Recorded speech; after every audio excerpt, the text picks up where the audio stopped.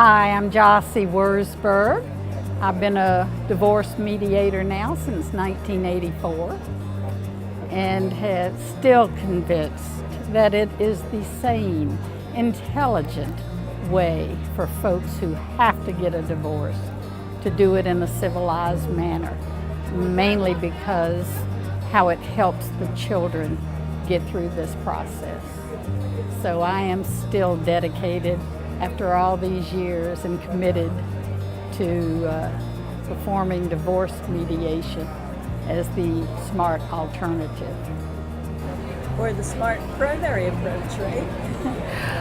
I also Litigation being do. the alternative. Well, I did that for a little bit. After my first 4 divorce trials, I just said, no, I can't do this anymore. I had they were adult children, but they were testifying how their alcoholic father was beating up their mother, and I said, no, I'm not going to do this anymore. And for particularly young children end up being weapons in the battle. And it is a battle, it's a war. And the little kids are the ones who hurt the most. So I sought an alternative. I began to do what I thought was cooperative divorce, and then a pamphlet came across my desk called Divorce Mediation. I said, that's exactly what I think I'm doing. Went to a conference, got trained, and came home, and then drug the Memphis bench and bar into the 20th century. And I don't regret a minute of it. Good job. Thank you. Jocelyn, you've been very much involved in APFM. Tell us about that a little bit. I think we have such an important role of continually educating a whole new generation of lawyers and judges to the benefits of conflict resolution in the form of mediation. So I am thrilled to be a part of APFM and proud of what we're doing. And you have served on the board, right? I did, served in the board, and we helped put on a convention in Memphis, and just let me know when and where we're going to be, and I will be there. Do you have any advice for people who are pretty new in their careers as family mediators? They're just getting started? Yes, I think you've got to put yourself out there. You've got to let the folks who are referring people to mediation, such as therapists and judges, know who you are and what you can offer.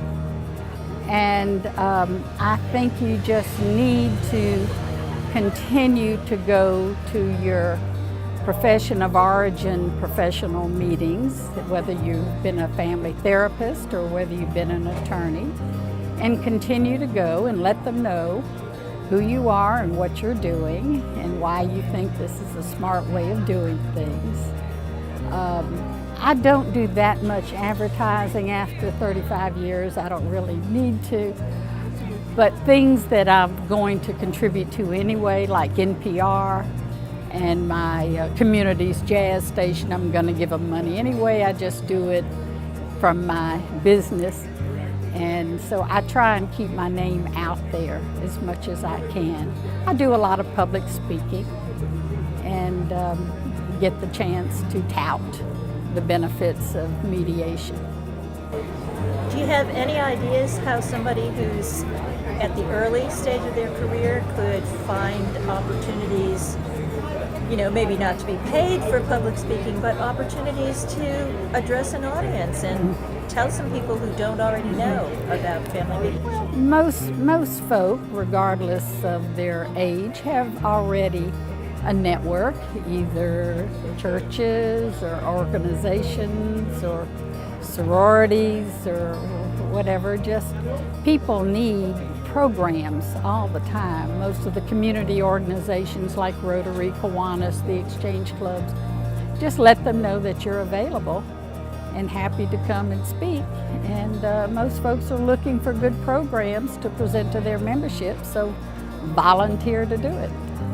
This wonderful convention is out here in San Diego, where the weather is perfect all the time, and that's a perk of belonging to the Academy of Professional Family Mediators. We get to go to fun and wonderful places and to see our colleagues that we haven't seen for a year or so.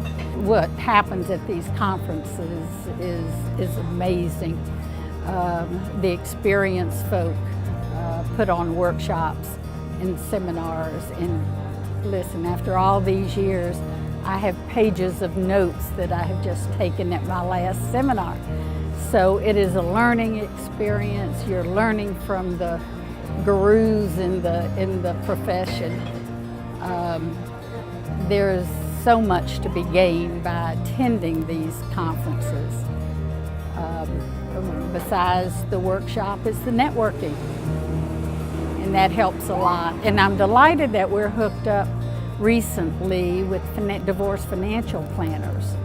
So I'm meeting a lot of folk in different cities, and all of us get calls, do we know anybody in St. Louis that we can call? And yes, now I do, just as of having been here to know some folk. Going to your professional conferences keeps you sharp, and I think it keeps you abreast of the latest and lets you know, am I continuing to grow in the profession? I've been doing this for 35 years now. Went back up to my hotel room with pages of notes of new ideas and things that I haven't seen or tried before, and so it's a fun way of keeping sharp, keeping your brain tweaked.